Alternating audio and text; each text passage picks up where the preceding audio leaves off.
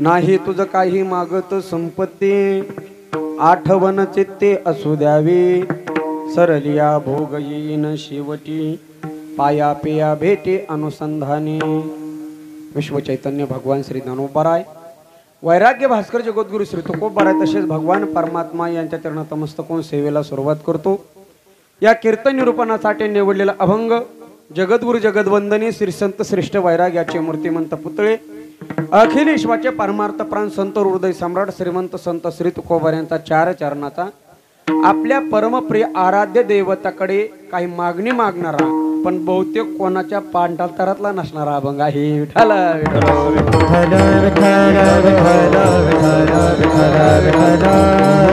प्रस्तुत अभंग तर जगद्गुरु श्री तुकोबराय आपले आराध्य दैवता पांडुरंग परमात्माला म्हणतात, देवा मी तुझ्याकडे काय मृत्यू लोकातली नाशिवंत वस्तू मागत नाही, मी तुला काय धन संपत्ती वगैरे काही मागत नाही। देवा तुला द्यायचं असेल तर एक काम कर, माझ्या हृदयामध्ये तुझी आठवण राहू दे आणि तुझ्या हृदयामध्ये माझी आठवण राहू दे, एवढं याच्यापेक्षा दुसरं काही नाही देवा।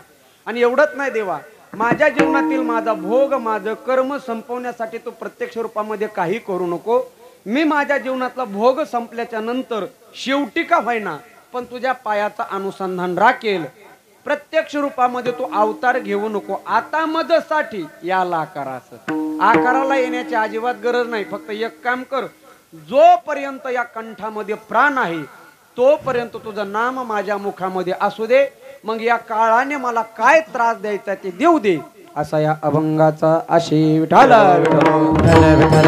कलशपूर्व सेवा म्हणजे जागराची सेवा आहे, अर्थात आपल्या भाषेमध्ये मागणीची सेवा आहे।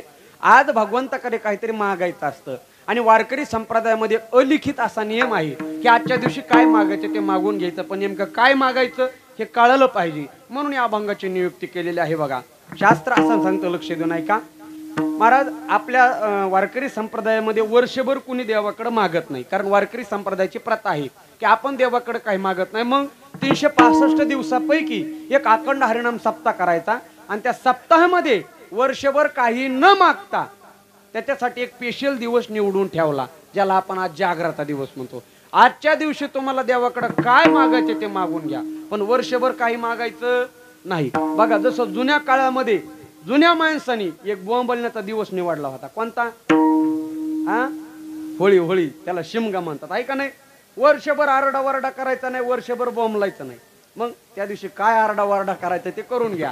अगदी तसंच वारकरी संप्रदायामध्ये 7-8 दिवसाचा अखंड हरिनाम सप्ताह करायचा आणि जागराच्या दिवशी देवाकडे काय मागायचं ते मागून घ्यायचं, पण नेमकं काय मागायचं हे आपल्याला या अभंगातून पाहायचं आहे। विठ्ठल वारकरी संप्रदायाचे संत आपल्याला शिकवतात देवाकडे काय मागायचं। बघा या संतांच्या वाङ्मयाचा विचार केला तर या जगामध्ये फक्त 2च मागण्या समोर आल्या। तुकोबराय म्हणतात जगातली तुम्ही कोणती वस्तू मागा ती फक्त 2च पदार्थामध्ये मोडली जाते, एक तर ती वस्तू इहलोकातली आहे, नाहीतर ती वस्तू परलोकातली आहे।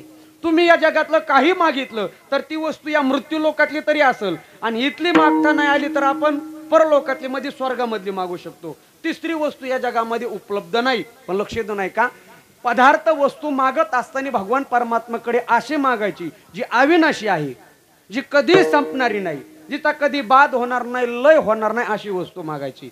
मग या दोन्ही मागण्या तुम्ही जर डोळ्यासमोर ठेवल्या, कोणत्या कोणत्या? इहलोकातली मागणी आणि परलोकातली मागणी।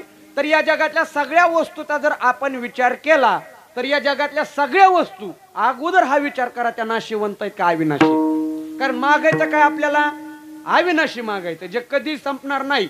मला सांगा, एवढा मोठा अखंड हरिनाम सप्ताह करायचा, अन्नदान करायचं, ज्ञानदान करायचं, एवढे गायक वादक बोलवायचे, नाशिवंत वस्तू मागून उपयोग काय का? संपणारी वस्तू मागून काय फायदा का आपला? त्याच्यामध्ये नाही। मग मागत असताना अविनाशी मागायचे जे कधीच संपणार नाही। मग पहिली मागणी समोर आली, तुकोबराय म्हटले गाडी आपण इहलोकातलं मागून बघू, इहलोकातलं म्हणजे मृत्यू लोकातलं। आणि बारकाईने विचार केला तुकोबरायच्या लक्षात आलं इहलोकातलं काही मागितलं तर ती अविनाशी का अविनाशी? इहलोकातलं कसं आहे, अविनाशी का विनाशी? विनाशी ना। तुम्ही सत्ता मागा, किती वर्षासाठी भेटते?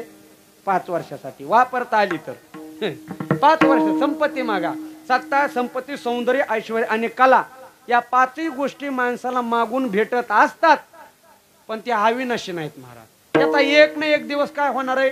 विनाश होणार आहे. मग तुकोबराय म्हटले यह लोकातलं मागून उपयोग काय? का इथले सगळे माईक पदार्थ आहेत आणि लगे माईक पदार्थ तेरे माझी अर्थ नको देवा, ते माझी अर्थ नको देवा. माईक पदार्थ तेरे माझी अर्थ नको देवा, ते माझी अर्थ नको देवा. तुकोबराय म्हटले यह लोकातले सगळे पदार्थ माईक असल्यामुळे तिथं माझं काय मन लागून देऊ नको. मग यह लोकातलं काय मागायचं नाही तर संपणार. एक मागणी संपली वा, आता एकच राहिली परलोकातलं. दोनच मागण्या जगामध्ये, तिसरी मागणी नाही. मग यह लोकातलं मागायचं नाही कारण इथल्या नाशिवंत वस्तू. मग तुकोबराय म्हटले आता आपण कुठलं मागू? तुम्ही झोपले काय? तुम्ही थोडं बोला, मी थोडं बोलतो, फक्त पाकिट मला एकट्याला द्या, तुम्ही हिस्सा मागू नका माझा. म्हणले यह लोकातलं सगळं संपल्यामुळे यह लोकातलं मागायचं नाही. मग आता कुठलं मागायचंय?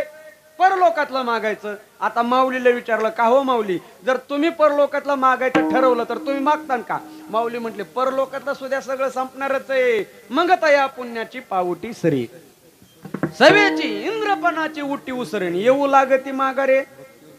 स्वर्गाचं ऐश्वर्य मागायचं, संपत्ती मागायची, ते सगळं संपल्याच्या नंतर परत कुठं यायचंय? मग जाऊनच उपयोग काय, मागूनच उपयोग काय? तुकोबराय म्हटले यह लोकातलं नाही, परलोकातलं नाही. का? तुका म्हणे जाती पुण्यक्षय आदोगती. वर्त सुद्धा महाराज एकदा पुण्य संपलं की त्याला परत आदोगती प्राप्त होते. म्हटलं यह लोकातली मागणी मागून उपयोग नाही, परलोकातली मग मागायचं काय? आणि त्याच्यासाठीच मी इथं आलोय. बरोबर आहे ना? मागायचं काय हे तर कळायला पाहिजे माणसाला. आता बारकांना मागावं काय कळायला पाहिजे. 3 मित्र होते बघा, जिवलग मित्र, आणि म्हणजे चला आपण समुद्र बघायला जाऊ. आता ती नाव भाड्याने घेतली आणि त्याच्यातल्या एक जणाला चालवायचं होते, नावेत बसले, समुद्र बघायला गेले.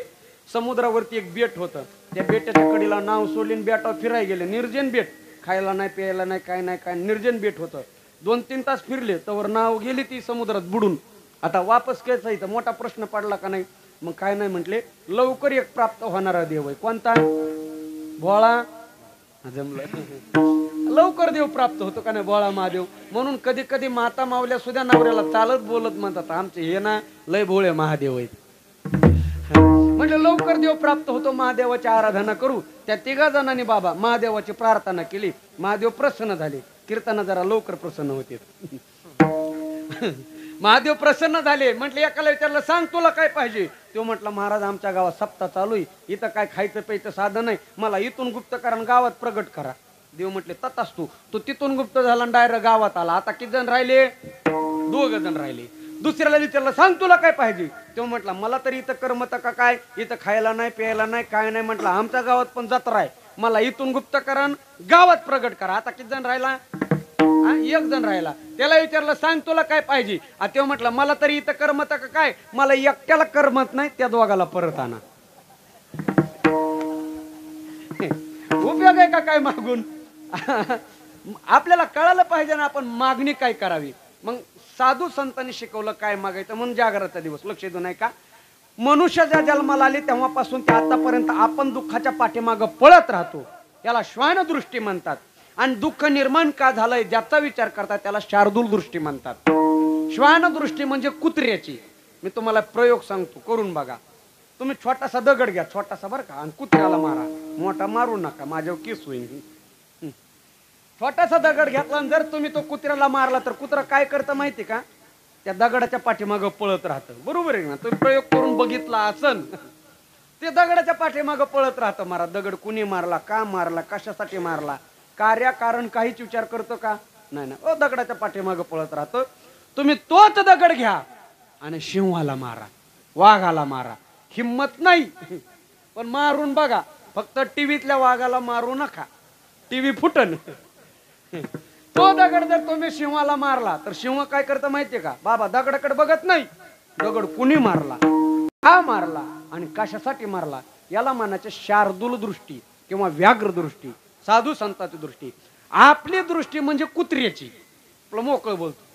आपण आयुष्यामध्ये दुःख का निर्माण झालं याचा विचारच केला नाही आतापर्यंत. मग जन्माल्यापासून ते मृत्यूपर्यंत दुःखाची पूर्तता करत करत आपलं जीवन गेलं, पण आपल्याला अजून दुःखाचं बुड सापडलं का नाही. ही श्वानदृष्टी दगडाच्या पाठीमागं पळत राहणारी. आणि साधू संतांनी मृत्यू लोकामध्ये दुःखाचं मूळ शोधून काढलं. याला म्हणायचं व्याघ्रदृष्टी. म्हणून नेहमी सांगत असतो बघा, जो स्वतःपुरता विचार करतो त्याला जनावर म्हणतात. वाक्य रिपीट करतो, जो स्वतःपुरता विचार करतो त्याला जनावर म्हणतात, जो कुटुंबापुरता विचार करतो त्याला जीव म्हणतात, आणि जे अख्ख्या जगाचा विचार करतात त्याला संत म्हणतात. संत अख्ख्या जगाचा विचार करून चलत असतात. म्हणून त्यांनी आपल्याला शिकवलं काय मागायचं. म्हटलं मग इहलोकातलं मागायचं नाही, परलोकातलं मागायचं नाही. काय मागायचंय? बारकानं लक्ष देऊ नाही का, अविनाशी मागायचंय. सुरुवातीला काय सांगितलं होतं मी? अविनाशी मागायचंय. मग या जगामध्ये अविनाशी एकच पदार्थ आहे, तो म्हणजे भगवान परमात्मा. देव सोडला तर काय अविनाशी काही तर नाही. नाही अविनाशी तू तद विद्धी, तो एकटा भगवान परमात्मा अविनाशी. मग इथं देवाकडे काय मागायचं आपल्याला? अविनाशी. म्हणजे अहो देवाकडे देव मागून घ्यायचा आहे. काय मागायचं देवाकडं? देवच मागायचा आहे. आता तो कसा मागायचा? बारकान लक्ष देऊ नाही का, जुन्या काळातले बरं का. जुन्या काळामध्ये राजे महाराजे अनेक बायका करायचे का नाही बाबा? जुन्या काळामध्ये रावणाला किती होत्या? 80,000 आहे का नाही? खरं का नाही बाबा? रावणाला किती चोपदार? 80,000. भागवत कथा झाली. कृष्णाला किती? 16,108. आता नुसतं ऐकायचं सोडून द्यायचं. आता एकच भेटा नाही. भेटती चोपदार नाही. अवघड झालं ना. नाही नाही खरंच अवघड झालंय आपल्या मराठवाड्याचं. खरंय का नाही हो? अहो महाराज 35, 40 वर्षाचे मुलं आहेत का नाही? काय काय वैतागले, पण लग्नच व्हायना. कारण ह्याचं बी असं कारण असं आहे, जुन्या काळामध्ये लय बदला घेतला नवरदेवाच्या मायबापाने. घेतला का नाही? नवरी काढत्याचा 10 लाख हुंडा, जेवायला 10 पदार्थ, 1 एकरचा मांडव, 10 अंगठ्या, फटफट वाजवणारी मोटरसायकल, बुलेट गाडी. घेतला का नाही सूड? त्याचा परिणाम असा झाला, आता असंच बोंबलत फिरावं लागायले. आमच्या गावात एक पोरगे महाराज 40 वय झाले. 40. तो माझ्याकडे आला. मी म्हटलं बोल ना. ते म्हटलं महाराज आता असं व्हाय नाही, जरा तुमच्या बरोबर फिरलो तर जमलं कुठं बघा. मी म्हटलं तुला गाडी चालविता येते का? म्हटलं इथं चल. म्हटलं मग माझ्या कामात आहेस. म्हणलं कुठं तरी हे तर लावून देऊ बा. 6 महिने फिरविला. ओळखीचं घर होतं आणि तिथं नवरदेव म्हणून आला. सगळ्याला पोरग पास पडलं. जमलं गाड्या म्हटलं तुझं आता जमलं. पोरीला नवरदेव पास पडला, बापाला नवरदेव पास पडला, पण पोरीची माई म्हटली मला बघायचं आहे. मी म्हटलं जाऊ द्या ना आता, कशाला आता सगळ्याला पसंत पडाय, तुम्ही कशाला बघतात? नाही म्हटली मला बघायचं आहे. मी खिडकी उघडली, खिडकीतून दाखवलं. म्हटलं हा काय हो? म्हणले महाराज येऊ. म्हटलं हो अजिबात देणार नाही. म्हटलं का? सगळ्यात अगोदर येऊ मलाच बघायला आला होता म्हटली. हे असं झालंय बघा बाबा. खरंय का नाही? हा बाबा खरं बोलतात बघा. आणि कीर्तनामध्ये खरंच बोलायचं. कीर्तनामध्ये लबाड अजिबात बोलायचं नाही. कीर्तनामध्ये महाराज सोडता लबाड कुणीच बोलायचं नाही. समजणे वाले को इशारा कापे. विठाला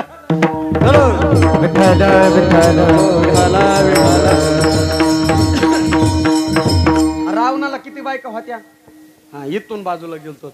तसं महाराज जुन्या काळामध्ये राजे महाराजे अनेक बायका करायची. एक राजा होता बघा, काय बी नाव धरत येतं आपल्याला, काय करायचं. एक राजा होता, त्याला अनेक बायका होत्या. आणि 2-3 दिवसांनी राजाचा वाढदिवस होता. मागावं कसं मला सांगू नको बरं का. 2-3 दिवसांनी राजाचा वाढदिवस होता. राजा म्हटला प्रधानजी पुढे या. हा सर, हा सर. प्रधानजी पाहिजे ना हो. हा फक्त मला राजा समजू नका. त्या राजा लय मोठ्या बायका होत्या. मी एकीने बेजार रे. सगळ्या बरगाड्या उघड्या पाड्यात. महाराज प्रधानजी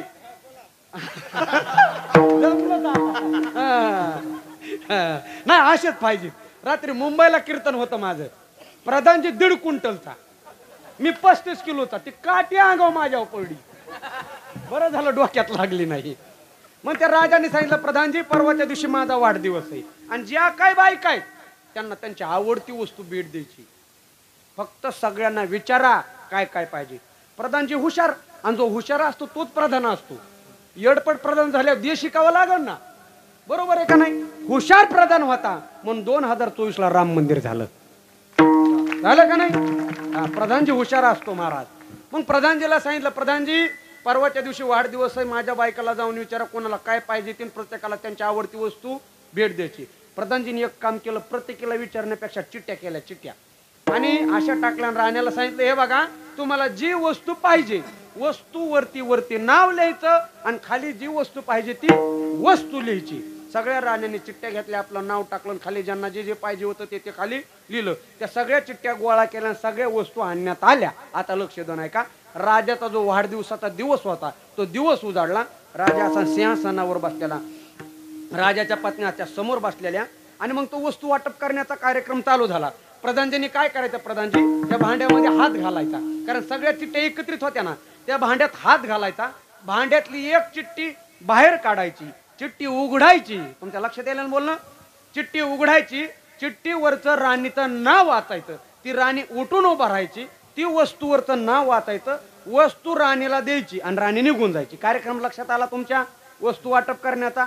असं करता करता 2-3 तासाचा कार्यक्रम चालू होता. शेवटी असं झालं महाराज, सगळ्या वस्तू संपल्या. जेवढ्या वस्तू आणलेल्या होत्या ना सगळ्या वस्तू संपल्या, पण एक चिठ्ठी शिल्लक राहिली आणि एक राणी शिल्लक राहिली. राजाला राग आला. राजा म्हटला, प्रधानजी मी सांगितलं होतं सगळ्या वस्तू हजर झाल्या पाहिजेत, ह्या राणीची वस्तू कुठं गेली? का घरी नेली का काय? नाही नेली. म्हटलं घरी नेली का काय? प्रधानजी घाबरला, नाही नाही हो महाराज, अहो जेवढ्या वस्तू सांगितल्या होत्या तेवढ्या वस्तू ना ताबडतोब बघा आणि वस्तू घेऊन या. आता वस्तू कोणती राहिली हे कशावर कळणार होतं?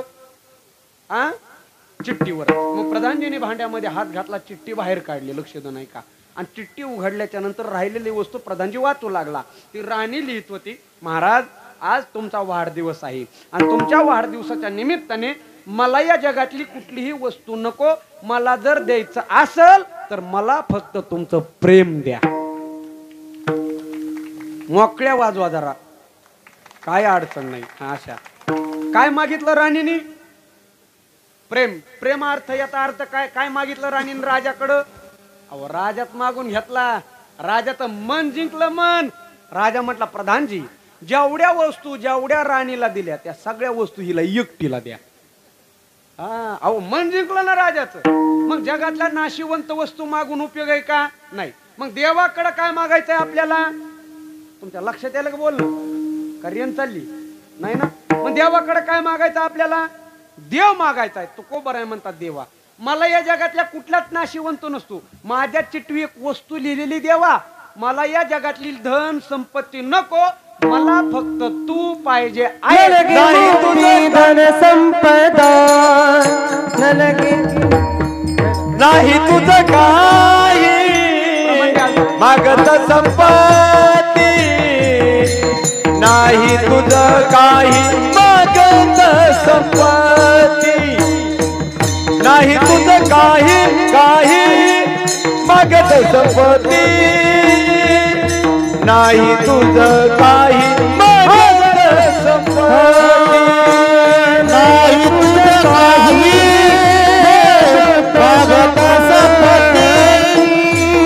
नाही तुझं काही मागत संपत्ती,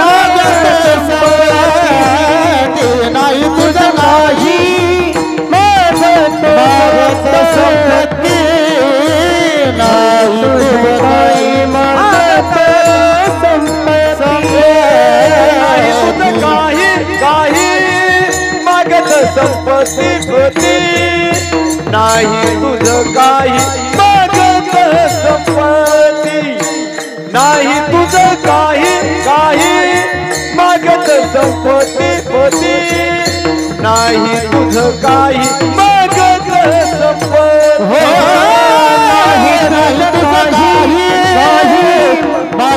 संपत्ती, नाही तुझं काही मागत संपत्ती, नाही मागत संपत्ती, नाही तुझं काही मागत संपत्ती, नाही तुझं काही मागत संपत्ती. आठवण चित्ती असुधावी, आठवण चित्ती असुधावी, आठवण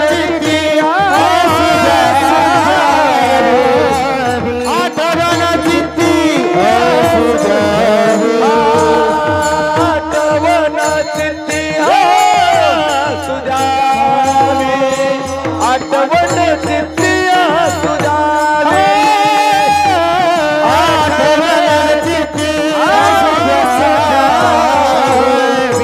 आठवण चित्ती असू द्यावी सरलिया भोग भोग येईल शेवटी मोठी सरलिया भोग येईल शेवटी सरलिया भोग भोग येईल शेवटी मोठी सरलिया भोग येईल शेवटी सरलिया भोग भोग येईल शेवटी सरलिया भोग येईल शेवटी सरलिया भोग भोग येईल शेवटी सरलिया भोग येईल शेवटी नाही तुझं काही मागत संपत्ती आठवण चित्ती असं द्यावे आठवण चित्ती नाही मागत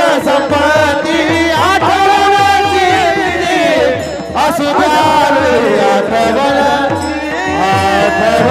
चित्ती आठवण चित्ती तुकोबर आहे म्हणतात महाराज देवा मला तुझ्याकडे काही सत्ता संपत्ती वगैरे काही मागायचं नाही मला या जगातली कुठली वस्तू नाशिवंत वस्तू मागायची ना देवा तुला द्यायचं असेल तर एक काम कर तुझ्या हृदयामध्ये मला जागा दे आणि माझ्या हृदयामध्ये तुला जागा दे आठवण चित्ती असू द्यावी आणि त्याच्या मोबदल्यामध्ये नाही पहिला शब्द नाही आला बरं का नाही तुझं काही मी काय तुला काय संपत्ती मागायलो का काय मनुष्य नाही तेव्हाच बोलू शकतो अगोदर उदाहरणार्थ एखाद्या गावातल्या माणसाकडे अख्खं गाव एकच वस्तू मागत असेल कारण त्याच्याकडे ती वस्तू द्यायला असते मग अख्खं जग भगवान परमात्मा काय मागते सध्या पैसा मागते का ना अख्खं जग पैसा मागते मग साहजिक द्यावा वाटेल येणारा माणूस पैसाच मागायला आलाय तुकोबाराला वाटेल मी गेलो की देवाला वाटेल मी पैसाच मागायला आलो की काय म्हणून पहिला शब्द नाही वापरला देवा जे जग मागतं मी तुला ते काय मागायला आलोय काय याचा अर्थ नाही तुझं काही तुला काय संपत्ती मागतो का काय मग त्याच्या मोबदल्यामध्ये आठवण चित्ती असू द्यावी तुझ्या हृदयामध्ये माझी आठवण राहू दे आणि माझ्या हृदयामध्ये तुझी आठवण राहू दे इथं जगद्गुरु तुकोबारांनी प्रथमतः संपत्तीचा त्याग केला बघा माणसाला जीवन जगण्यापासून मृत्यू लोकांमध्ये जीवन जगण्यासाठी सगळ्यात महत्वाची गोष्ट आहे त्याला संपत्ती म्हणतात आहे का नाही बरं माणसाचं व्यवहारातलं पान सुद्धा पैशाशिवाय हलत नाही हलत नाही नाही पैसा माणसाला गरजेचा आहे अत्यंत गरजेचा आहे पैसा लक्ष देऊ नये का पण माणसाने पैसा कुठपर्यंत कमवू सांगू का तुम्हाला जोपर्यंत त्याची गरज आहे तोपर्यंत गरज संपल्याच्या नंतर जास्त अपेक्षा करू नये बाजारातून केळं विकत आणले लक्ष देऊ नये का आता ते केळं महत्वाचे मधला गर महत्वाचा आहे का बाहेरचं कातड महत्वाचं आहे गर महत्वाचं आहे बरोबर आहे ना हा पण कातड घरी आणतात का नाही माणसं आणतात की नाही का तिथंच काढून टाकतात ना घरी आणतात पण मधला गर खाल्ल्यावर कातड तिजोरी ठेवतात का नाही ना गराचा उपयोग झाला कातड फेकून दिलं संपत्ती तशीच आहे महाराज जोपर्यंत तिचा उपयोग आहे तोपर्यंत उगाच ते सडून जाईल आणि कवर कातड ठेवून उपयोग नसतंय ना तसा माणसाने आहे तोपर्यंत पैसा कमवा जोपर्यंत त्याची गरज आहे तोपर्यंत पण आजकाल माणसं व्यवहारामध्ये पैशाला जास्त महत्व देतात एक वाक्य सांगू का बघा कधीतरी आपण देशासाठी धर्मासाठी कधीतरी आपण कामी यावं ना संप्रदायासाठी आपण सुद्धा कामी यावं आपल्याला नुसता देह पैशासाठी भेटलेला नाही हे लक्षात ठेवा मिली थी जिंदगी किसी के काम आने के लिए मिली थी जिंदगी किसी के काम आने के लिए हम वक्त बर्बाद कर रहे कागज का टुकड़ा कमाने के लिए क्या करोगे साहब इतना पैसा कमा कर ना कफन में जेब है ना कब्र में अलमारी ना ही स्मशान में तिजोरी और मौत के फरिश्ते कभी रिश्वत लेते नहीं या माने आतापर्यंत कोणाची रिश्वत घेतली का नाही यम न्यायला आला ना त्याला म्हणायचं हे बघ तुला 2 कोटी रुपये देतो उद्या आमच्या गावातला काल आहे उगाच सकाळपर्यंत थांबल का ते नाही मंडपातून उचलून नेतोय महाराज यम रिश्वत घेतो का नाही ना पण तिथे लिमिट मध्ये असावं म्हणून तुकोबारांनी पहिला शब्द वापरला देवा मी तुला काय सत्ता संपत्ती वगैरे काही मागत नाही फक्त तुझी आठवण राहू दे किंवा महाराजांनी मागाशी सांगितल्याप्रमाणे देवा मी तुला काय धन संपत्ती वगैरे मुक्ती धन संपदा मुक्ती धन संपदा मुक्ती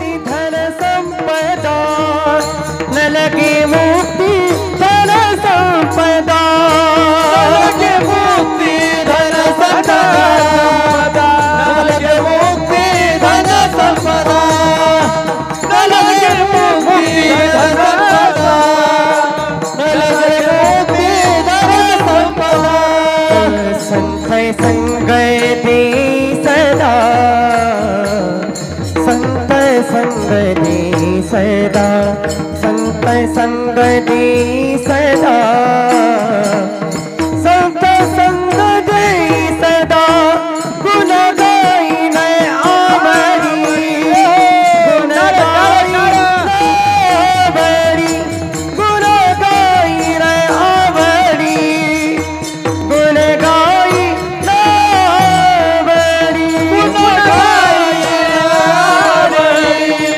गुण गाईन आवडी गुण गाईन आवडी गुण गाईन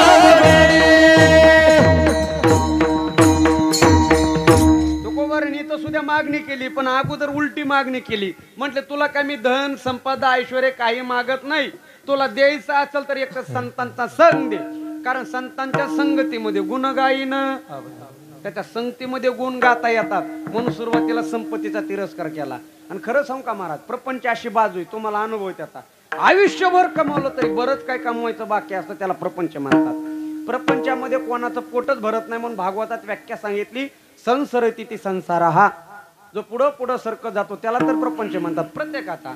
फक्त याच्यात फरक आहे, आपल्याला जरा शेजाऱ्याचा बरा वाटतो. खरंय का नाही? हा, आपल्याला कोणाचा बरा वाटतोय? शेजाऱ्याचा बरा वाटतोय. तुम्हाला वाटतं कीर्तनकाराचं बरं आहे बा, 2 तास येतात बडाबडा करतात निघून जाते. तुम्हाला काय माहिती, या 2 तासासाठी 10 तासाचा प्रवास आहे का नाही महाराज? आम्हाला वाटतं गायकाचं बरं आहे, गायकाला वाटतं मृदंगवाद बरं, कोणाचंच नाही महाराज, सगळ्याच सारखं आहे. मी तुम्हाला पुराव्यासहित बोलू का? पुराव्यासहित 13व्या अध्यायातली ओवी माऊलीची. माऊली म्हणतात एका कोळवान स्त्रीचं लग्न झालं, लक्ष देऊ नाही का? कोळवान स्त्रीचं लग्न झालं, दुर्दैवाने तिचा नवरा दिवसातून 2 वेळेला काठीने मारायचा. किती वेळेला? सकाळ संध्याकाळ सकाळ संध्याकाळ सकाळ संध्याकाळ. कोण नांदला असल्या नवऱ्यापाशी. एका वर्षात त्या स्त्रीने तो नवरा सोडून दिला आणि दुसरा नवरा केला. माऊलीची ओवी बर का. आता हा जो दुसरा केलेला नवरा होता ना, हे दिवसातून 4 वेळेला मारायचा. बरं आहे का? पहिला किती वेळेला मारित होता आणि दुसरा? मग पहिला बरा का दुसरा बरा? पहिलाच बरा ना. बरोबर आहे ना. माऊली म्हणतात अकुळ स्त्री दांड्याचे घाय, पर घरी घाली जरी जाय तरी सोपती ते वाय. सांगितली की माऊली म्हणतात दांड्याचे घाय, दांडक्याच्या मारामुळं पर घरी दुसऱ्याच्या घरी नांदाई गेली, पण त्यो तर तिच्यापेक्षा जास्त मारित होता. आहे का बरं? आपला भ्रम असतो, आपल्याला वाटतं हे तर बरं आणि ते तर बरं. बरं कोणाचंच नाही. खरं का नाही महाराज? तुम्ही घरचेच म्हणून सांगतो महाराज, एक माणूस बायकोला लयच वैतागला, एवढा वैतागला एवढा वैतागला, बास म्हटलं आता मला नांदायचंच नाही. हे कोण म्हणला? हा गडी, हे विसरू नका. बस म्हटलं आता मला नांदायचंच नाही. कारण तसंच होतं, ती कामत तेवढं सांगत होती, उठा धुणं धुवा, उठा भांडे घासा, उठा स्वयंपाक करा. ह्याला सकाळी सकाळी उठवलं, उठा म्हणले स्वयंपाक करा, भूक लागली. हे म्हटलं तुझं माझं जमत नाही, तुला काम सांगितलं, आता डायरेक्ट वकिलाकडे जातो घटस्फोटच घेतो. हे सकाळी सकाळी उठला आणि वकिलाकडे गेला. कशाला? घटस्फोट घ्यायला. अर्ध्या तासाने परत आला आणि ह्याच्यासाठी कांदा पोहे बनवायला लागला. ते म्हटले काय झालं? वकिलाकडे गेला होता ना घटस्फोट घ्यायला. ते म्हटलं वकील दारातच भांडे घासीत होता. आहे का बरं कोणाचं? हा, प्रपंच अशी बाजू महाराज. बरोबर आहे ना? सगळ्याच सारखं आहे. गुरुवर इंगळे दादा सांगायचे, एका घरातल्या नवरा बायको रोजच हसायचे आणि एका घरातले नवरा बायको रोजच रडायचे. रोज नित्य नाही म्हणे. एकाचे खतखतच हसायचे आणि एकाचे डसडसा रडायचे. त्या रडणाऱ्यानं हसणाऱ्याला विचारलं, का रे तुमच्या घरात काय सुख आहे म्हटला? ते म्हटलं कस का? तुम्ही रोजच हसता राव, आमच्यात लय दुःख आहे, आम्ही रोजच रडतो. हसणारे म्हटले तुला कोण म्हटलं सुख आहे, मग का हसता? त्याचं कारण असं आहे म्हटलं, माझी बायको लाटणं फेकून मारते, लागलं तर ती हसते, हुकलं तर मी हसतोय. बरं, हा आपला भ्रम आहे, सगळ्याच सारखं आहे. मला काल आळंदीत माझा एक मित्र भेटला जुना. तो म्हटला इंद्रजित मला दवाखान्यात घेऊन चल ना. मी म्हणलं काय झालं? म्हणला माझे पुढचे 2 दात पडले. मी म्हणलं कशाने पडले? तो म्हटला बायकोनी भाकरच लय कडक केली होती. मी म्हणलं वेडाय का रे तू, मर्दासारखा मर्दायस, बायकोला म्हणायचं भाकर लय कडक, मी अजिबात खात नाही. तो म्हणला खात नाही म्हणलं होतं म्हणून तर पडलेत. कळलं? त्याला धन्यवाद. तुम्ही किती असू द्या, घरी गेलं की गारच होतं. तुम्हाला अनुभव आहे का? नाही ना? धन्यवाद. असं आहे का? लय अवघड आहे, करू नका. माझा मित्र राव, त्याचं लग्न झालं, असा कडक स्वभाव त्याचा, कडक. बायकोला दम द्यायचा, दम. ते म्हणते तुला माहितच नाही म्हणत माझा स्वभाव. जर सकाळ 5 वाजता उठून आंघोळीला गरम पाणी नाही न टाकलं मी काय करीन ते सांगताच येत नाही. माझा भरवसाच नाही म्हणला. ती लग्नामध्ये अशी गबूच होती. एका महिन्यातच अगरबत्ती झाली. याचा दम तसा. शेजारची एक दिवस काकू आली. म्हटली का ग गंगे तू लग्नात गबूच होती सण आता तर अगरबत्ती झाली. गंगी काकूला म्हटली काकू ह्यांचा धाक तसा आहे. हे मध्ये ध्या बघ उद्या सकाळ 5 वाजता उठून आंघोळीला गरम पाणी नाही न टाकलं मी काय करीन ते सांगता येत नाही. दिलीन काकूने काडी लावून. आणि बऱ्याच काकू काडी लावायलाच असतात. म्हणून काकूला घरी येऊन द्यायचं नाही. वाट्यावरच चहा पाजायचा. वाट्यावरच कुकाचं बोट लावायचं. आणि काकू तू वाट्यावरच निघ नको काडी लावू ग. काकू गंगीला म्हटली एकदा मन काय करायचे ते करा मन. हिला महाराज राग आलेला होता. ह्या आला संध्याकाळी बर का तसल्या त्याच्या रुबाबात म्हणला हे बघ उद्या लांब जायचंय. जर सकाळ 5 वाजता उठून आंघोळीला गरम पाणी नाही न टाकलं मी काय करीन माझा भरवसाच नाही. हिला राग आला पदूर खोसला. काय करताना हत्या म्हटलं गार पाण्याने करीन काय करीन. आता ह्याच्यातले बरेच गार पाण्याने करते. असल्या थंडीत सुद्धा करते. पण मला नाव माहित नाही तुमची. फक्त फरक एवढा आहे अरेंज मॅरेज केलेले घरात करते तर लव्ह मॅरेज केलेले हिरीव जाते.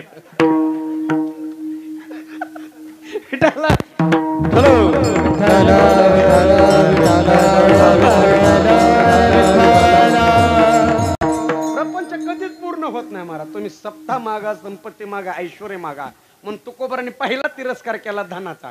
तुकोबराय म्हटले देवा तुला काय मी संपत्ती मागत नाही तुझं काही मागत संपत्तीचा तिरस्कार केला. मी मगाशी बोलून गेलो आज मनुष्य जात धनासाठी प्राण देते. तुकोबराय म्हणतात तू काय म्हणे धनासाठी देती प्राण. बरं त्याचं कारण पण असं आहे ना धनावाल्याला जगात मान आहे. धनवंत लागी सर्व मान्यता आहे जगी. सर्व मान्यता आहे जगी. सर्व मान्यता आहे जगी. धनवंत लागी सर्व मान्यता आहे जगी. सर्व मान्यता आहे जगी. सर्व मान्यता आहे जगी. धनवंत लागी सर्व मान्यता आहे जगी. बोला धनवंत लागी सर्व मान्यता आहे. धनवंत लागी सर्व मान्यता आहे जगी. सर्व मान्यता आहे जगी. सर्व मान्यता आहे जगी. धनवंत लागी सर्व मान्यता आहे जगी. सर्व मान्यता आहे जगी.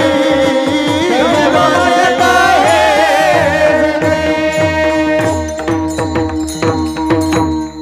बघा त्याचं कारण पण असं आहे ना महाराज जगामध्ये मान गरीबाला आहे का पैशावाल्याला आहे.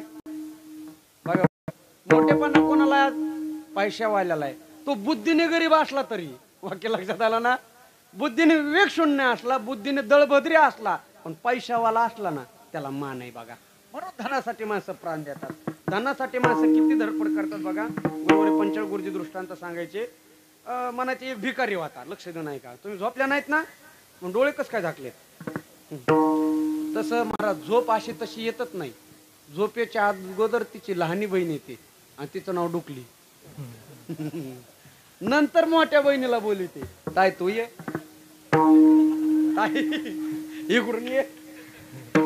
तसं काय डुकलीला येऊन देऊ नका म्हणजे झोप येणार नाही. भिकारी होता भिकारी लक्ष देऊ नाही का. आणि भिकारी असल्यामुळं कुठल्या बँकेत खातं नाही काय नाही त्याला एक चांदीचं नाणं सापडलं. आता नेमकं चांदीचं नाणं ठेवायचं कुठं कोणाशी ओळख नाही पाळक नाही काय नाही.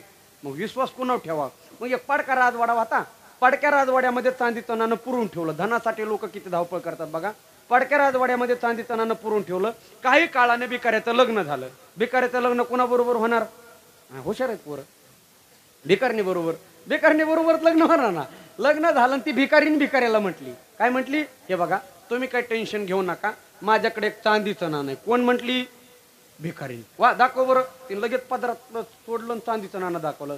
ते म्हटलं तू पण टेन्शन घेऊ नको, माझ्याकडे पण एक चांदीचं नाणं आहे. ती म्हटली दाखवा बरं. ह्याचं कुठं होतं?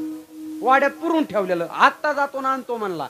ते काय हिवाळ्याचे दिवसात नव्हते महाराज, चैत्र महिन्याचे उन्हाळ्याचे दिवसात होते. दुपारचा 1 वाजलेला होता. हा मुळातच भिकारी, चप्पल नाही, कपडे नाही, नीट काय नाही, काय नाही. अनवाणी पायाने फाटके तुटके कपडे घातल्याने तो पळत निघाला होता. कुठं? पडक्या राजवाड्याकडे. कशाला? चांदीचं नाणं आणायला. नेमका रस्ता राजवाड्यासमोरून जात होता. राजाने पाहिला असा कोणता माणूस आहे उन्हात तानात बिना चपलीचं पळतोय. प्रधानजीला सांगितलं, प्रधानजी त्याला आवाज द्या. कोणाला द्या आवाज? इकडे म्हणाव. इथं नका म्हणू, भिकारी इकडे ये. आपल्या दोघाला आणते ये. कोणाला म्हणला म्हणते. प्रधानजीने सांगितलं, त्याला आवाज दिला. अरे म्हटले तू उन्हात तानात नेमकं कुठं निघाला? ते म्हटलं हे बघा मी भिकारीच आहे, माझ्याकडे काय खातं नाही का ना, मी पडक्या वाजाड्यात एक चांदीचं नाणं पुरून ठेवलंय आणि आणाय चाललोय. राजाला वाटलं एका चांदीच्या नाण्यासाठी किती धावपळ करायला. प्रधानजी एक काम करा, याला 100 सोन्याचे नाणे द्या. किती? 100 सोन्याचे नाणे देऊन टाकले. आणि तो भिकारी निघाला. थांबता म्हटले, अरे तू एका चांदीच्या नाण्यासाठी एवढा पळतोस, 100 सोन्याच्या नाण्याचं तू काय करणार हे तर सांग ना. ते म्हटला, महाराज आता का मी का भिकारी का? म्हटला आता श्रीमंत आहे मी. आता अगोदर जाफराबादला जाणार, तिथं नवे कपडे घालणार, बूट घालणार, छत्री धरणार आणि छत्रीच्या सावलीत पडक्या राजवाड्याकडे जाणार. कशाला? श्रीमंत झालो ना. राजा स्वतः महाराज. राजा म्हटला, प्रधानजी याला 1000 सोन्याचे नाणे द्या. त्याला 1000 सोन्याचे नाणे दिले. म्हटले तू आता काय करणार? आता मी श्रीमंत झालो म्हटला, आता जाफराबादला कशाला जाईन? आता जालन्याला जाईन. कशाला? गाडी घ्यायला. मी 4 व्हीलर गाडी घेणार, ड्रायव्हर लावणार, एसी लावणार आणि ड्रायव्हरला म्हणणार चल गाडी जाऊ दे पडक्या राजवाड्याकडे. कशाला? चांदीचं नाणं आणायला.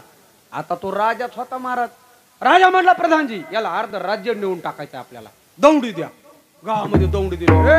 अमुक नावाचा भिकारी, त्याला अर्ध राज्य द्यायचं ठरवलं. सगळे लोक जमा झाले. आता देशाचा, राज्याचा, तालुक्याचा, जिल्ह्याचा नकाशा असतो ना, असा टेबलावरती नकाशा ठेवला. राजाने तलवार काढली आणि बरोबर तलवारीने नकाशाचे 2 भाग केले. मधोमध एका बाजूला तेवढ्याच, ह्या बाजूला तेवढाच. आणि भिकाऱ्याला सांगितलं, हे बघ आता तू काय लहान राजा नाहीस, माझ्या बरोबरीचा राजा आहे, सांग तुला कुठला भाग पाहिजे. भिकारी म्हटलं, आपलं तसं काहीच नाही, ज्या भागामध्ये पडका राजवाडा येतो तो देऊन टाका. कशासाठी? हा तू का म्हणे धन. हा लोक प्राण द्यायला तर, पण इथं तुकोबाराने काय सांगितलं, देवा मला काय नको, धन नको, नाही तुझं काही मागत संपत्ती. संपत्ती मी तुला काय धन मागत नाही. मग नेमकं मागितलं काय? काही नाही. तुकोबारायने पांडुरंगाकडे अशी विनंती केली, देवा तुझ्या हृदयामध्ये मला जागा दे, तुझ्या हृदयामध्ये मला जागा दे आणि माझ्या हृदयामध्ये तू येऊन राहा. बोलणं सोपं नाही बरं का. आपल्याला अगोदर देवाच्या हृदयात जागा करावी लागते, तेव्हा देव आपल्या हृदयामध्ये येतो. पण देव आपल्याला जागा देईल का हा महत्वाचा प्रश्न आहे. देतो बरं का, देव देतो. किती जागा देतो? भागवतातल्या एकादश स्कंदातील प्रसंग आहे बघा, लक्ष देऊ नाही का. भगवान परमात्मा कशी जागा देतो? ज्या वेळेला रुक्मिणी माता, भगवान परमात्मा सकाळी सकाळी कृष्णा म्हणतात, अगं रुक्मिणी मला गडबडीने जरा जायचं काम आहे, काय खायला वगैरे असेल तर दे नाश्त्याला. रुक्मिणी म्हटले, देवा तुम्ही तर काय सांगितलं नाही, स्वयंपाक काय झाला नाही. पण जुने माणसं म्हणायचे घरातून बाहेर पडताना उपाशी पोटी जाऊ नये. जुने माणसं म्हणायचे काहीतरी खाऊन जावं, बरोबर आहे ना. मग म्हटले काहीतरी दे ना. रुक्मिणी म्हटले काही झालं नाही, पण थांबा देवा, एक ग्लासभर दूध प्या आणि जा. आता ते गाईचं दूध होतं, चुलीवरती भगवून ठेवलेलं होतं. दूध असा पदार्थ आहे महाराज, लवकर गार होत नाही. होतो का? नाही नाही. माता माऊलीला माहित असं, दूध गार करण्यासाठी फू फू करू करू निमा थोका दुधात जातो, म्हणून आम्ही चहा प्यायचं बंद केलं. बरोबर आहे ना. गार होत नाही लवकर. रुक्मिणी मातेला माहित नव्हतं दूध किती गरम आहे किती गार आहे. रुक्मिणी मातेने पकडीमध्ये भगवून धरलं, ग्लास मध्ये दूध ओतलं आणि ग्लास देवाच्या हातामध्ये दिला. देवाने बघितलं नाही दूध किती गरम आहे किती गार आहे. जसा दुधाचा ग्लास घेतला तसा तोंडाला लावला. आता मला सांगा, माणसाच्या जीवनामध्ये अचानक संकट आलं की कोणाचं तरी नाव येतं का नाही? आपण म्हणतो आई ग, म्हणतो का नाही? बाप रे, किंवा मित्राचं निघन, बायकोचं निघन, प्रेयसीचं, कोणाचं तरी नाव मुखातून निघन का नाही? तसं भगवान परमात्माने दुधाचा ग्लास तोंडाला लावला आणि देवाच्या जिभेला असा जोरदार चटका बसला. आपल्या मराठवाड्याच्या भाषेमध्ये दूध पोळालं आणि पुण्याच्या भाषेमध्ये दूध भाजलं.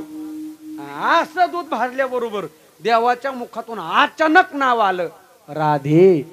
आणि समोर कोण होती? तिला जमला असं का पोरा? नाही नाही नाही नाही महाराज, रुक्मिणीने पदूरच खोसला.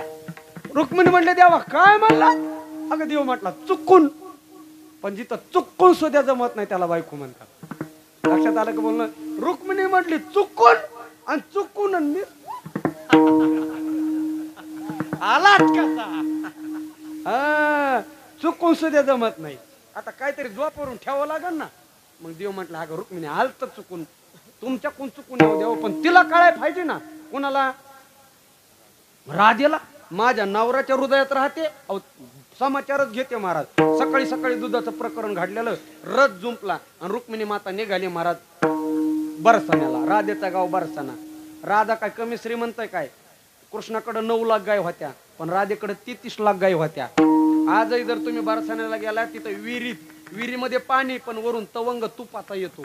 कारण त्या काळामध्ये त्या विहिरीमध्ये तूप गावरान गायचं साठवलं जात होतं. कारण जुनी श्रीमंती जनावरावरती असायची. तुम्हाला माहिती, पैशावर नव्हती जुनी श्रीमंती. जनावर किती, आंब्याचे झाडं किती, चिंचाचे झाडं किती, ह्याच्यावर श्रीमंती होती महाराज. आता ती श्रीमंती फोन पेलाय. बरोबर, बँक गेली पळून, हा झाला भिकारी. झालं का नाही? मग महाराज ती रुक्मिणी मातेने रथ जुंपला, बरसाण्याला गेली. आता ह्यांचा मुळात परिचय नाही. मग रुक्मिणी मातेने कोणाला तरी विचारलं का हो? म्हणली तर राधा कुठं राहते? सांगितलं पूर्व दिशेला उंच महाल आहे, तो राधेच्या महाल आहे. रुक्मिणी माता रथातून खाली उतरली, राधेच्या महालाच्या दिशेने निघाली. जगातली सगळ्यात सुंदर स्त्री झाडून काढत होती, किनी गावातली नाही. कुठली? हे लक्षात ठेवा. जगातली सगळ्यात सुंदर स्त्री झाडून काढत होती. रुक्मिणीला वाटलं ज्या आरती एवढी सुंदर आहे, ती आरती कोण असली पाहिजे? ही राधा असली पाहिजे, एवढी सुंदर. मग रुक्मिणीने विचारलं का हो तुम्ही राधा का? ती म्हणजे नाही बाई, मी कशाची राधा, मी तर राधेची दासी. एवढी सुंदर? हो म्हटली मी राधेची दासी. म्हणले राधा आतल्या खोलीत आहे. बाहेर जेवढी सुंदर होती त्याच्यापेक्षा 10 पटीने आतली सुंदर होती. परत सांगतो, ते सौंदर्य ब्युटी पार्लर मधलं नव्हतं, लांबी लावलेलं ओरिजिनल नॅचरल सौंदर्य होतं. ओरिजिनल. एकापेक्षा एक सुंदर राजाच्या अशा 8 दास्या होत्या. 8व्या दासीने सांगितलं राधा आतल्या खोलीत. रुक्मिणीने आतल्या खोलीमध्ये प्रवेश केला. आतल्या खोलीमध्ये कोणीतरी एक स्त्री पातळ वस्त्र परिधान करून बसलेली होती. सर्व अंग झाकून घेतलेलं होतं. केसा इतकं सुद्धा तिचं शरीर उघडं नव्हतं. त्यावेळेला रुक्मिणीने तिला प्रश्न विचारला का हो तुम्ही राधा का? ती म्हटली हो मी राधा आहे. आता राधा काहीतरी विचारणार, तेवढ्यात रुक्मिणी लगेच दुसरा प्रश्न केला. म्हटली पण का हो तुम्ही अंगावरती असं सगळं कापड का झाकून घेतलंय? सगळं वस्त्र का झाकून घेतलंय? तुमचं शरीर का झाकून घेतलंय? राधेने लय गोड उत्तर दिलं.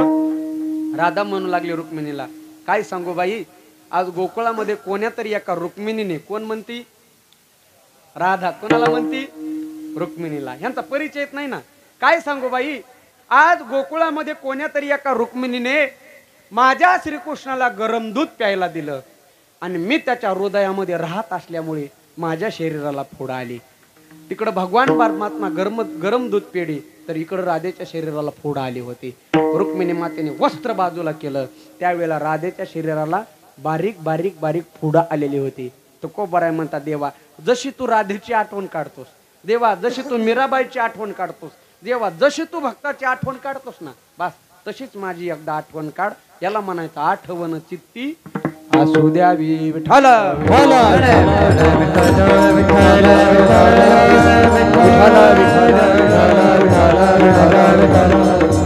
आज देवा माझ्या जीवनामध्ये याच्यापेक्षा काही नाही. तू माझी आठवण केली तर मला धन नको, संपत्ती नको, ऐश्वर्य नको, काही नको. देवा एवढंच नाही र, तू जर माझ्या हृदयामध्ये येत असतील ना, माझं कर्म सुद्यास तू संपू नको. मी माझं कर्म भोगायला समर्थ आहे. अभंगाचं दुसरं चरण. सरलिया भोग येईल शेवटी, सरलिया भोग येईल शेवटी, सरलिया भोग येईल शेवटी, सरलिया भोग येईल शेवटी, सरलिया भोग येईल शेवटी, सरलिया भोग येईल शेवटी, सरलिया भोग येईल शेवटी, सरलिया भोग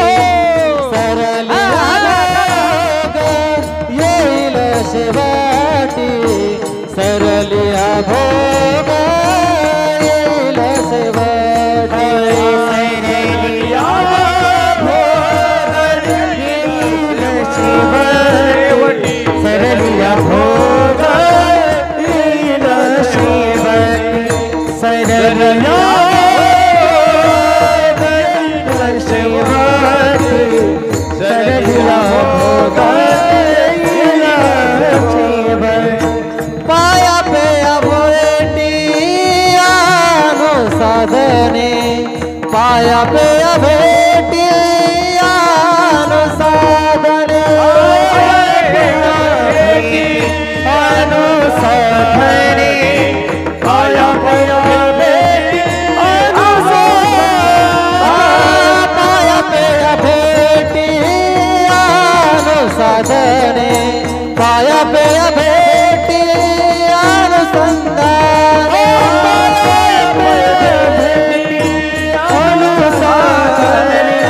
पाया पेय भेटी अनुसंधाने सरलिया भोग येईल शेवटी सरलिया भोग येईल शेवटी सरलिया भोग येईल शेवटी सरलिया भोग येईल शेवटी सरलिया भोग येईल शेवटी सरलिया भोग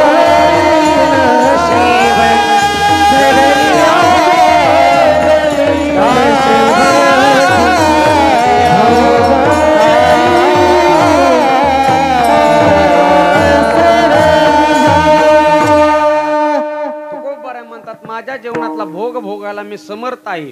तू माझ्यासाठी प्रत्यक्ष रूपामध्ये काही करण्याची आवश्यकता नाही. उलट मी माझ्या जीवनाचा भोग संपल्याच्या नंतर तुझ्या पायाचा अनुसंधान राखेल. शेवटी का व्हायना आयुष्यभर जर कर्म प्राप्तानी तुझं दर्शन झालं नाही, तुझं नामस्मरण झालं नाही, पण शेवटी का व्हायना कर्म संपल्या का व्हायना मी काय करील सरलिया भोग येईल शेवटी. शेवट शब्द महत्वाचा आहे महाराज. कसं आहे शेवट कशासाठी महत्वाचं सांगू तुम्हाला बरं का. मनुष्याने जीवनामध्ये काय केलं, कसं वागला, नेमकं कसं झालं, या सगळ्या गोष्टीपेक्षा माणसाचा शेवट कसा झाला हे महत्वाचं आहे. तुकोबर आहे म्हणतात आवश्यक तो शेवट. येर वावुगी खटपट वावुगी खटपट येर का आवश्यक तो शेवट. आयुष्यभर केलेली खटपट व्यर्थ आहे. माणसाचा शेवट का सगळ्यात माणसाचा शेवट चांगला होईल हे सांगता येतं का. नाही नाही नाही बघा अहो माणसाचा बरं माणसाचा शेवट चांगला होईल हे कशावर सांगता येतं. नाही नाही त्याच माणसाचा शेवट होतो गोड ज्याने देवाला धरून केलेला असतं. तुमच्या लक्षात यायला बोलणं. मनुष्याने कुठलंही कर्म करत असताना देवाला धरून केलं की माणसाचा शेवट गोड होतो बघा. तू को बराय म्हणतात देवा शेवट तो होतो तुझी आणि गोड मनवणी चाड धरीत असो. देवाशिवाय शेवट गोड. तुम्ही काम कोणतंही करा पण देवाला तुम्हाला सांगतो अहो संत वाङ्मयामध्ये एका स्त्रीचं चरित्र आलं. तिचं नाव गणिका. जिने व्यभिचार केला का नाही वेश्या व्यवसाय केला त्या स्त्रीने, पण तिने एक पोपट पाळला आणि पोपटाचं नाव ठेवलं राघव. जाता येता त्याला म्हणायची राघव राघव राघव राघव राघव. मृत्यू काळ जवळ आला आणि चिंतन चालू झालं राघवाचं. माझ्या राघवाचं कसं होईल, माझ्या राघवाचं कसं होईल, आणि त्याचा मृत्यू झाला. त्या पोपटाने ऐकलं का नाही माहित नाही, पण त्या राघवाने ऐकलं आणि तिला सुद्धा मुक्ती प्राप्त करून दिली. वाईट कर्म करत होती पण नाव कोणाचं ठेवलं होतं देवाचं. मला हे सांगायचंय. बरं जाऊ दे अजून सोपं करून सांगतो. कर्म कोणतंही केलं की देवाला धरून केलं की शेवट कसा होतो. तुम्हाला रेंज लागायली का नाही का चालली नाही ना हाय ना. हा आता टावर खालीच रेंज जाते कधी कधी असं होतं बघा. मी मोकळं बोलतो आपलं स्पष्ट बोलणारा माणूस आहे बरं का. लक्ष देऊ नये का.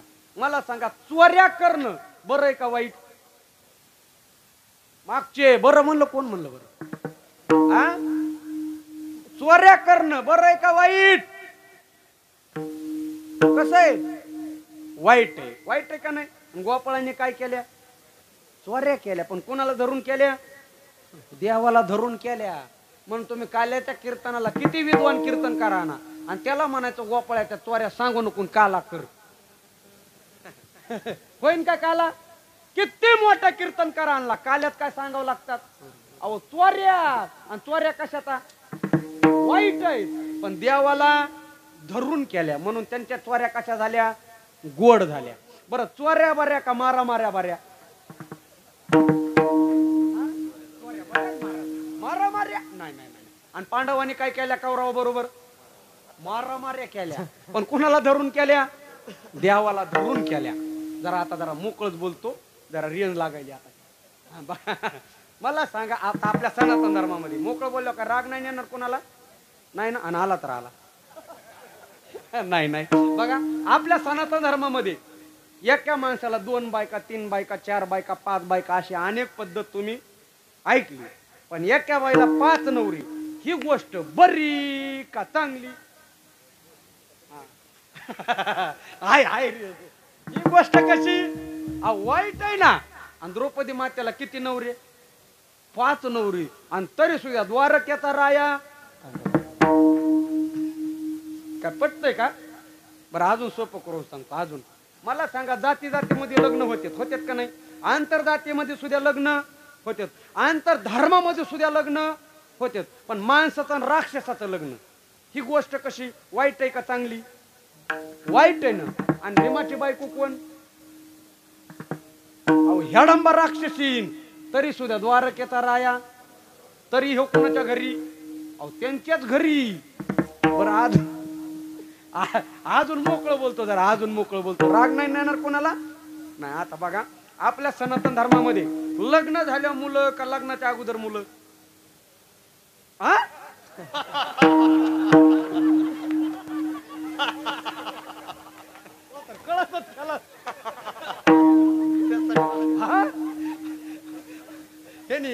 सिम कार्डच पोर्ट्रेट केलं. हा जिओ चालू होता, एअरटेलच लावलं. असं नको करू. आपल्या सनातन धर्मामध्ये योग्य गोष्ट कशी लग्न झाल्या आणि कोणतीला करणं कधी झाला? बोला ना आता गायक मंडळी, काय झालं? माझ्या योग्य येईन पुन्हा उगाच काय तर मला विरोधी पक्षामध्ये उभा केल्यासारखं वाटत. कोणतीला कधी झाला? लग्नाच्या आधी. आणि तरी सुद्धा द्वारकेचा राया, तरी त्यांच्याच घरी. आता अजून मोकळं सांग का जरा. बघा मित्र मित्र मित्र मित्र म्हणायचं. काय म्हणायचं? मित्र मित्र मित्र म्हणायचं, आणि मित्राचीच बहीण पळून न्यायची. ही गोष्ट वाईट आहे का चांगली? वाईट आहे ना. अर्जुनाने कोणाची बहीण पळून नेली? कृष्णाची सख्खी बहीण सुभद्रा नेली का नाही? आणि तरी सुद्धा द्वारकेचा राया, तरी येऊ त्यांच्याच घरी. पण कशासाठी? हे सगळं केलं पण देवाला,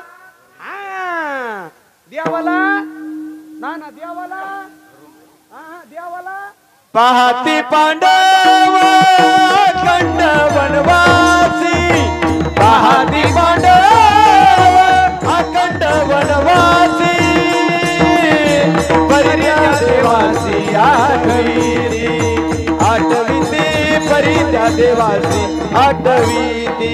पाहती पांडव अखंड वनवासी, पाहती पांडव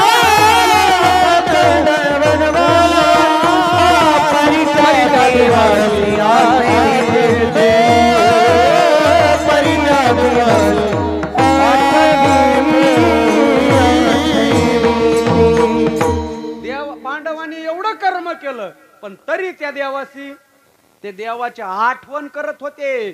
म्हणून आज पांडव प्रतापाचा ग्रंथ आहे. तुम्ही कर्म कोणतं केलं की माणसाचा शेवट गोड होतं. तुकोबा म्हणतात, मी आयुष्याच्या शेवटी का व्हायना आयुष्यभर तुला धरून कर्म करणार आहे. म्हणून आयुष्याच्या शेवटी का व्हायना मी तुझ्या पायाचं काय राखेल? अनुसंधान राखेल. आणि आता प्रत्यक्ष रूपामध्ये तू अवतार घ्यायची गरज नाही. आता मदसाठी याला आकारास रोकडी यास नाही देवा. माझी मुळीच इच्छा नाही. मग इच्छा काय आहे? काही नाही देवा. जोपर्यंत माझ्या कंठामध्ये प्राण आहे तोपर्यंत तुझं नाम माझ्या मुखाला असू दे. अभंगाचं शेवट तुका